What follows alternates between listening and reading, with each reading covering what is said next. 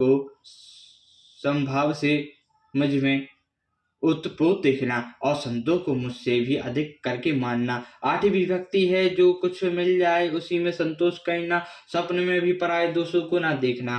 9वीं विभक्ति है, सरलता और सबके साथ कपट रहित बर्ताव करना, हृदय में मेरा भरोसा रखना और किसी भी अवस्था में हर्ष और दैन्य का ना होना। इन नवों में जिसके एक भी होती है, वह स्त्री पुरुष जड़ चेतन कोई भी हो, हे भामिनी मुझे वही अत्यंत प्रिय है। पर तुझ में तो सभी प्रकार की भक्ति दंड है, अतएव हे गति योगियों को भी दुर्लभ है, वही आज तेरे लिए सुलभ हो गई है। मेरे दर्शन का परम अनुपम फल यह है कि जीव अपने सहज स्वभाव को प्राप्त हो जाता है। हे भामिनी, अब यदि तू गजगामिनी जानकी जी की कुछ खबर जानती हो तो बता। सबरी ने कहा, हे रघुनाथ जी, आप पंपा नामक सरोवर को जाइए, वहां आपकी सुग्रीव से मित्रता होगी। हे देव, हे रघुवीर, वह सब हाल बतावेगा।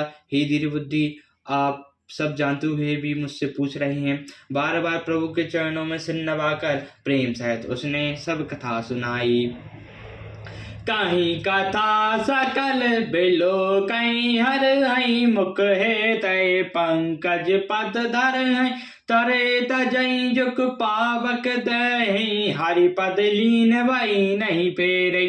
नभ नर विविध कर में अधर में बहु, मत शोक प्रद सब त्याग हो, विश्वास करई कहाँ दास, तुलसी राम पद अनुराग हो। सब कथा कहकर भगवान के मुख के दर्शन कर हृदय में उनके चरण कमलों को धारण कर लिया और योग अग्नि से देह को त्याग कर वह उस दुर्लभ हरि पद में लीन हो गई, जहां से लौटना नहीं होता। तुलसीदास जी कहते हैं कि अनेकों प्रकार के कर्म, अकर्म, अधर्म,